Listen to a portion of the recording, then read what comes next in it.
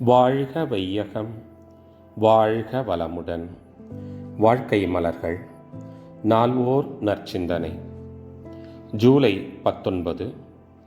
தலைப்பு: ஆதியே அனைத்தும். இந்த அகண்டாகாரமாக உள்ள பிரபஞ்சத்தை நினைவில் கொள்வோம். தோற்றங்களாக உள்ள எல்லாவற்றையும் கழித்து அவற்றின் மூலப்பொருளாக உள்ள ஆகாசத்தை நினைத்து கொள்வோம். நுண்ணிய இயக்கத் துகள்கள் முதல் கொண்டு பெரும் பெரும் நட்சத்திரங்கள் வரையில் ஒவ்வொன்றிலும் தன்னியக்க சுழல் விரைவு, அதாவது செல்ஃப் ரொட்டேட்டிவ் ஃபோர்ஸ், ஒன்றால் மற்றொன்று தூண்டப்பெற்று தொடரியக்கம், செயின் ஆக்ஷன், மோதுதலிலிருந்து எழும் பிரதிபலிப்பு, ரிஃப்ளெக்ஸ் ஆக்ஷன், அதற்கு ஏற்ற விளைவுகள், ரிசல்ட்ஸ் என்று 4 வகையான இயக்கங்கள் நடைபெறுவதை உணருவோம். ஆகாசம் என்னும் நுண்துகள்கள்தான் விஞ்ஞானிகளால் ஈதர் என்று சொல்லப்படுகிறது.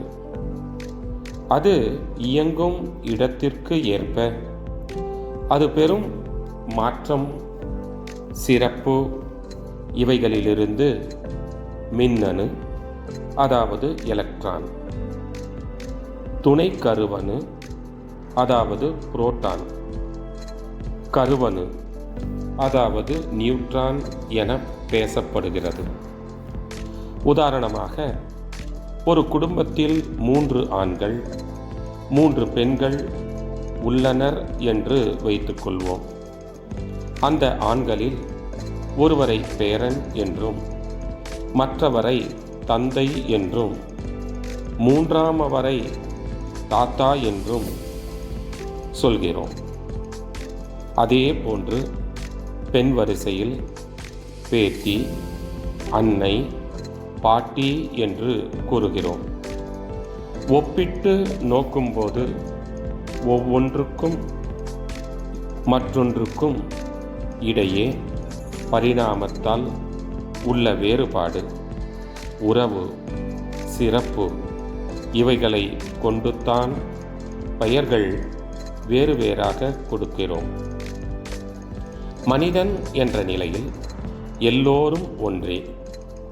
இது போன்றே ஆகாசம் எனும் விண் பரிணாமத்தால் அடைந்த பல்வேறு தன்மைகளை ஒப்பிட்டு நோக்கும் அறிவு பெயர்களை பலவாக ஆக்குகிறது.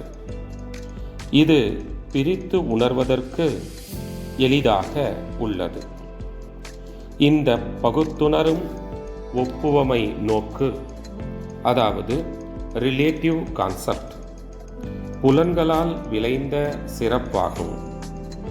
புலன்களை கடந்து நிற்கும் திறன் பெற்ற 6வது அறிவு இவை அனைத்தையும் தொகுத்து உணரும்போது பெறப்படும் உண்மை எல்லாமே ஒரு பொருள் என்பதாகும்.